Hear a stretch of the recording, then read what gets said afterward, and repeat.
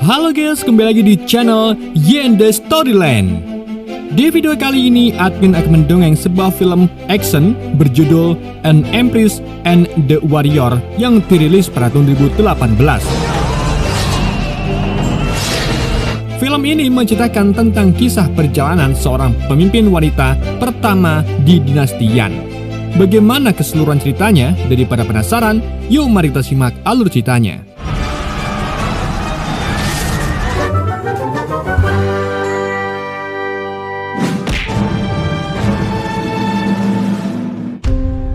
Cerita bermula dengan sebuah peperangan antara dinasti Yan melawan dinasti Zhou, dan tak sedikit pula para tentara yang menjadi korban di kedua belah pihak.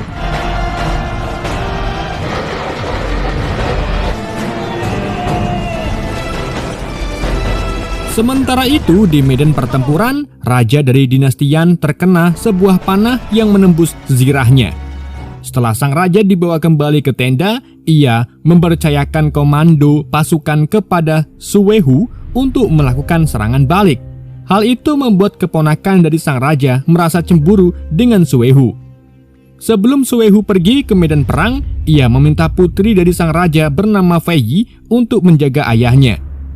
Setelah Fei Yi tiba, sang raja memerintahkan putrinya menyerahkan pedang burung walet kepada Suwehu. Sang raja ingin menjadikan Suwehu sebagai penggantinya. Di sisi lain, berkat kepemimpinan Suwehu, para pasukan dinasti Yan berhasil memukul mundur para tentara Zhou. Sedangkan sang raja yang ditinggal Fei Yi untuk mengambil obat harus tewas di tangan keponakannya yang bernama Hu. Hu merasa cemburu karena sang raja lebih memilih Suwehu yang merupakan yatim piatu tanpa hubungan darah ketimbang ponakannya sendiri.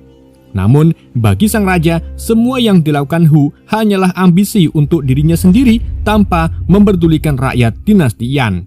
Dan karena perbedaan pendapat, itulah akhirnya sang raja tewas. Sementara Fei Yi yang baru saja tiba hanya bisa menyaksikan sang raja yang telah tewas. Beberapa saat kemudian, upacara pemakaman pun dibuat.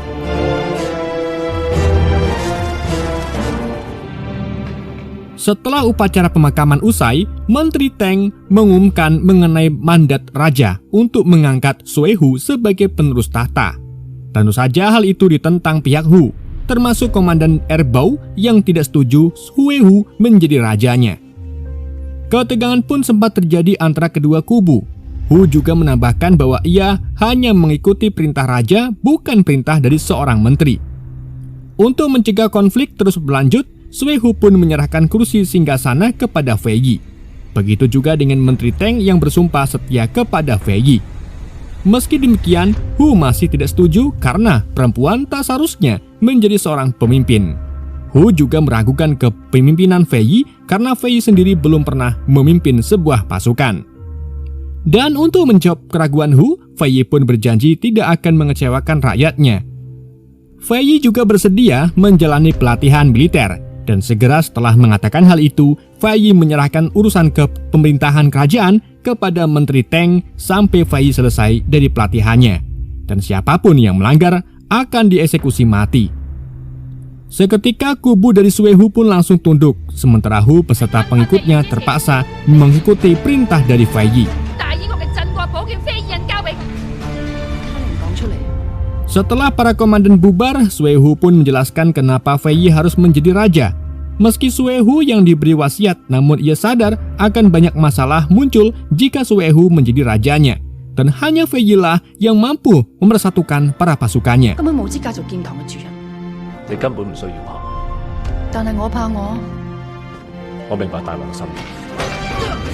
Hari demi hari pun berlalu. Di bawah pengawasan Suwehu, Fei Yi mulai mendapat pelatihan militer, mulai dari melatih keseimbangan, berkuda, berlatih pedang, hingga memanah.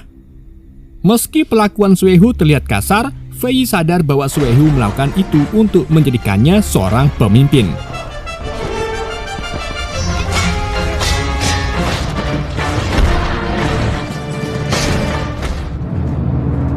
Selagi Fei Yi berlatih, Hu memerintahkan seorang dukun dari suku Muyong untuk mengurus Fei Yi sebelum ia menjadi seorang ratu. Dari keesokan paginya, Fei Yi yang sedang memandikan kuda di bawah pengawasan suku Muyong tiba-tiba diserang oleh sekelompok pria. Fei Yi pun terus dikejar hingga ke tengah hutan dengan sebuah panah beracun. Dan tak lama berselang, seorang pria yang melihat Fei Yi kesulitan segera melepaskan beberapa jebakan yang ia pasang. Namun meski Fei Yi sempat mendapat pertolongan, pada akhirnya Fei Yi pun terkena panah beracun, begitu pula dengan kudanya yang membuat Fei Yi terjatuh.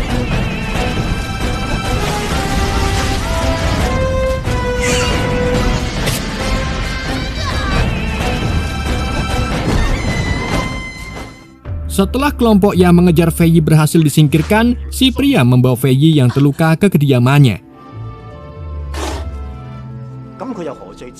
Sementara itu di sisi lain, setelah Fei Yi diketahui menghilang, para komandan sempat berdebat mengenai suku Muyong yang lalai dalam menjaga Fei Yi.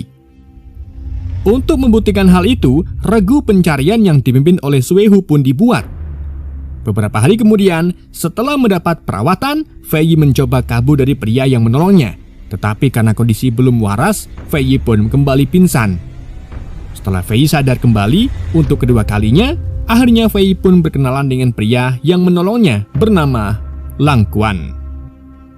Sementara itu, Suehu menemukan sebuah bekas panah beracun di tengah hutan, dan setelah melakukan pencarian lebih dalam ke hutan, Suehu menemukan sebuah pedang dari pasukan Bulan Baru. Di tempat lain, dukun yang diperintahkan oleh Hu melaporkan bahwa Fei Yi sudah terkena racun yang ia buat. Mengetahui hal itu, Hu pun memerintahkan sang dukun menunggu di sebuah lembah untuk instruksi selanjutnya. Sedangkan Hu kembali ke aula untuk mendesak Menteri Teng mengenai menghilangnya Fei Yi. Hu menganggap Fei Yi lalai dalam tugasnya sebagai calon pemimpin.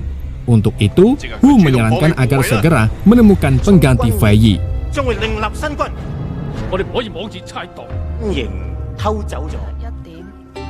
Di lain sisi, Fei Yi dan Lang Quan mulai akrab meski Fei Yi sempat mengeluh mengenai rasa masakan yang dibuat Lang Quan. Kemudian Lang Quan mengajak Fei Yi untuk mencari sarang lebah untuk dijadikan sebagai obat untuk menyembuhkan Fei Yi. Tak berselang lama, mereka berdua menemukan sarang lebah. Namun karena Fei Yi membuat kesalahan, para lebah itu pun mulai mengamuk. Setelah mendapatkan luka dari sengatan lebah, mereka kembali ke rumah. Di sana mereka berdua sempat mendongeng mengenai keluarga masing-masing. Lang Quan pun menjelaskan bahwa semua keluarganya telah tewas, begitu pula dengan Fei Yi. Fei Yi yang tak ingin percakapan menjadi canggung mengatakan bahwa negara sedang mengalami krisis. Namun bagi Lang Quan, negara bukan sedang krisis, melainkan sedang krisis. Hal itu diakibatkan oleh perang berkepanjangan, banyak rakyat yang menderita dan menjadi korbannya. Perang juga tidak membawa kedamaian, melainkan hanya membawa penderitaan. Sedang Fei Yi yang mendengar hal ini pun hanya bisa terdiam. Di keesokan paginya, Lang Quan sedang membuat sebuah lentera yang mirip balon udara. Usut punya usut, Lang Quan mempunyai mimpi untuk melihat langit di mana tidak adanya peperangan. Lang Quan akan memanfaatkan daya ledak untuk menghasilkan panas, dan dari udara panas itulah maka lentera bisa terbawa terbang. Meskipun Lang Quan belum mengetahui caranya turun, ia ingin melihat langit biru dan terbang bebas di luar angkasa. Fei Yi yang mendengar hal ini pun ingin mencobanya. Namun Lang Quan memberitahukan bahwa besok Fei Yi sudah bisa kembali karena lukanya telah sembuh. Untuk memperlihatkan contoh impian yang Lang Quan ingin lihat, ia pun mengajak Fei Yi menutup atap. Di sana Lang Quan memperlihatkan sebagian kecil contoh pemandangan yang menjadi impian Lang Quan. Dengan melihat dari ketinggian, Lang Quan yakin bisa menemukan sesuatu yang belum pernah ia lihat. Sebelum mereka tertidur, Lang Quan memberikan sebuah madu untuk mempercepat kesembuhan Fei Yi. Sebelum mereka berdua berpisah, keduanya menyadari kebersamaan mereka selama ini mulai meninggalkan kesan berarti.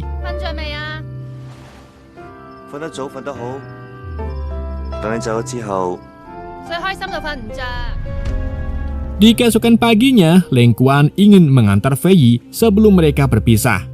Dan saat mereka bertemu pasukan Suehu, Fei Yi meminta agar Lang Quan menyelesaikan lenteranya. Sedang Suehu memberikan salam hormat sebagai bentuk terima kasih karena telah menyelamatkan Fei Yi. Meski di sini terungkap bahwa Fei Yi seorang putri, Fei Yi meminta agar Leng Kuan tidak melupakannya sebagai Fei Yi yang Leng Kuan kenal. 係你心目中嘅燕飛兒。或者我諗太遠。可以停落嚟休息下。 Di saat mereka akan kembali ke istana, salah satu prajurit tiba-tiba muncul dengan melaporkan bahwa pasukan Zhao tiba-tiba melakukan penyerangan dan pasukan Yan mengalami kekalahan. Setelah kembali ke camp, Menteri Teng menggambarkan kondisi perang di mana Hu menolak memberikan pasukannya sebelum pedang Swallow yang menjadi simbol kepemimpinan untuk diberikan kepadanya. Dan tanpa pasukan bantuan dari Hu, pasukan Yan pun hanya menyisakan 2.000 prajurit melawan pasukan Zhao yang jumlahnya 10.000. Untuk tetap bertahan meski kalah jumlah, Sui Hu pun membuat rencana pancingan dengan menggunakan Fei Yi sebagai umpan. Meski terdengar beresiko, hal itu satu-satunya cara untuk bisa mendapatkan pemimpin dari pasukan Zhao. Sementara Fei Yi yang mengetahui tugasnya sebagai pemimpin bersedia melakukan rencana tersebut. 我軍只有將軍部下2000人，梗係見同發過誓，要呢一場仗由公主領兵，唯有自己親自帶兵。我會親自帶兵抗敵。 Akhirnya, perang pun dimulai dengan Fei Yi yang berada di depan pasukan. Pimpinan Zhao menduga bahwa Fei Yi lah pemimpin para pasukan. Karena percaya diri dengan jumlah pasukannya, pimpinan Zhao pun mengarahkan semua pasukannya untuk menangkap Fei Yi. Sesaat setelah kedua pasukan itu bertempur, pasukan berkuda dari pihak Zhao pun dikerahkan. Sementara pasukan Yan merespon dengan menyatukan beberapa perisai untuk menjatuhkan pasukan kuda Zhao.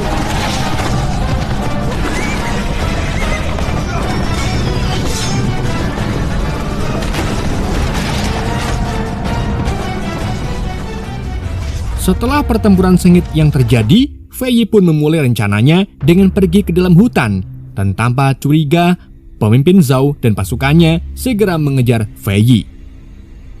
Sesampainya di hutan, Sui Hu sudah bersiap dengan pasukan tombak, dan setelah pasukan Zhao mendekat, jebakan yang dipasang sebelumnya segera dilepaskan, disusul dengan serangan pasukan tombak yang membuat pemimpin Zhao berhasil ditangkap.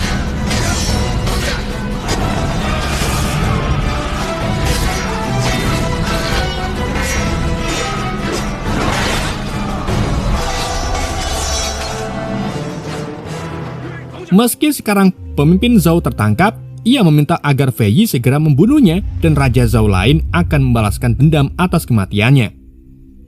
Fei Yi bisa saja membunuh pemimpin Zhao, tetapi ia sadar perang tidak akan berakhir. Fei Yi lalu berniat ingin menyadarkan pemimpin Zhao bahwa balas dendam hanya akan membuat rakyat sengsara. Dan untuk mengakhiri dendam tersebut, Fei Yi memutuskan untuk melepaskan pemimpin Zhao. Setelah dibebaskan dari Fei Yi, pemimpin Zhao pun akhirnya sadar dan memutuskan untuk mundur dari medan pertempuran. Sementara Fei Yi baru merasakan apa arti kemenangan sesungguhnya. Dengan kemenangan yang didapatkan Fei Yi, para pasukan Yan pun kembali ke istana. Untuk Arbao dan 12 pengikutnya langsung dihukum dengan mencabut gelar dan diturunkan ke 3 pangkat. Untuk Hu yang menyalahgunakan kekuasaan dan berkhianat akan dicopot gelar dan kekuasaannya juga. Meskipun Hu tak lagi menjabat, ia belum menyerah dengan menemui si dukun. Kali ini racun yang disiapkan si dukun lebih kuat dari sebelumnya dan tanpa penawar untuk racun itu. Hu yang tak ingin gagal kedua kalinya pun segera menguji racun tersebut kepada sang dukun.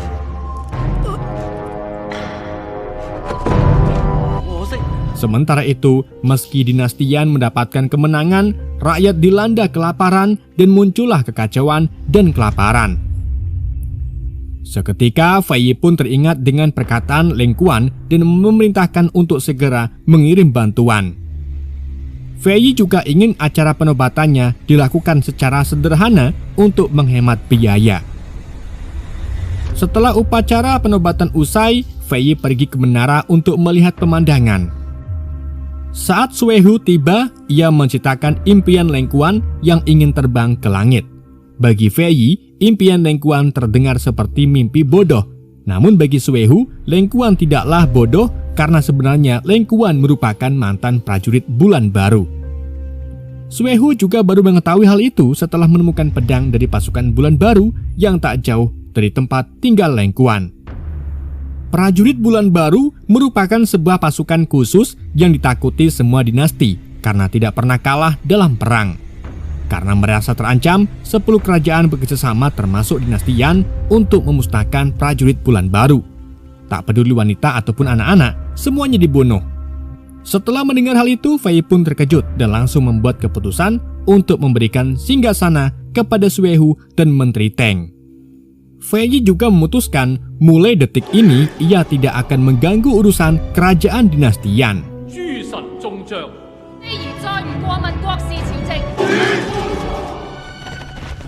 Di keesokan paginya, saat Fei ingin meninggalkan kerajaan, Suehu mencoba menghentikan Fei.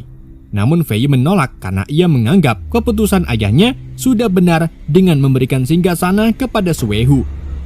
Fei juga ingin hidup sesuai dengan kata hatinya. Dan akhirnya Fei pun pergi meninggalkan dinasti Yan menuju ke tempat Leng Kuan. Di saat yang sama, Leng Kuan berhasil menerbangkan lentera miliknya, sementara Fei yang baru tiba segera menyusul Leng Kuan. Mereka berdua pun mulai hidup bersama. Namun di balik kehidupan bahagia Fei dan Leng Kuan, dinasti Yan kembali mengalami masalah saat Hu membawa pasukannya untuk melakukan kudeta.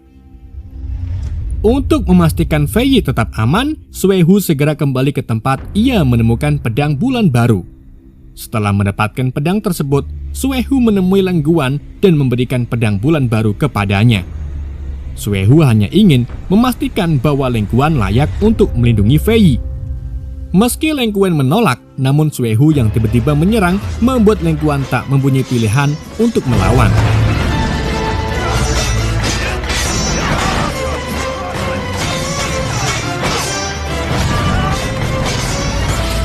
Setelah pertarungan berakhir imbang, Suehu mengatakan bahwa dinasti Han sudah tidak aman. Untuk itu, ia meminta agar Leng Kuan segera membawa Fei pergi. Sementara itu, Menteri Teng sudah dikepung pasukan yang dipimpin oleh Hu. Dan saat Suehu kembali ke istana, ia diberikan kepala Menteri Teng oleh Hu. Dan dengan penuh amarah, Suehu pun mencoba menyerang Hu seorang diri. Namun aksinya dihentikan oleh pasukan yang masih setia kepadanya. Para prajurit yang mengetahui Suehu tidak bisa menang seorang diri, memerintahkan Suehu membawa pedang Swallow pergi. Suehu yang mengetahui hal itu pun memerintahkan pasukannya untuk mundur. Tetapi saat Suehu keluar dari gerbang, para pasukan yang setia kepadanya segera mengunci gerbang dan membiarkan mereka menahan pasukan Hu yang menyerang. Karena tak ingin pengorbanan pasukannya sia-sia, Suehu pun segera pergi dengan membawa pedang Swallow. Di tempat lain, Leng Kuan menyampaikan bahwa Suehu menemuinya untuk mengatakan agar membawa Fei pergi. Leng Kuan takut jika dinasti Han mengalami krisis serius. Tak lama, suku Muyong di bawah perintah Hu pun tiba-tiba mulai menyerang untuk membunuh Fei.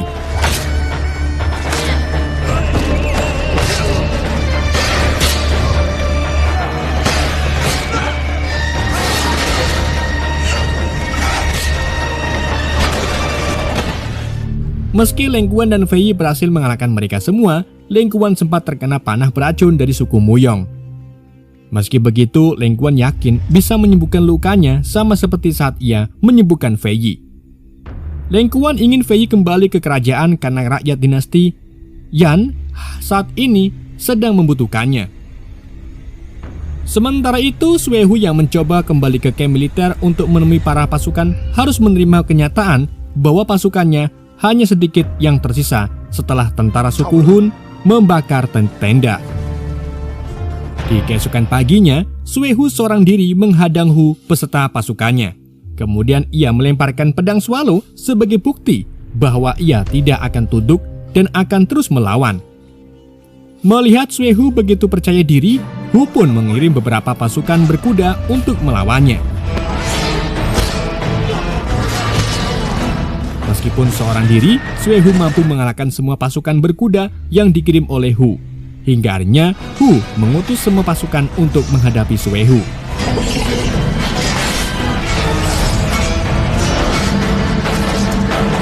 Awalnya, Suehu masih mampu menahan meski ia dikelilingi oleh ratusan pasukan.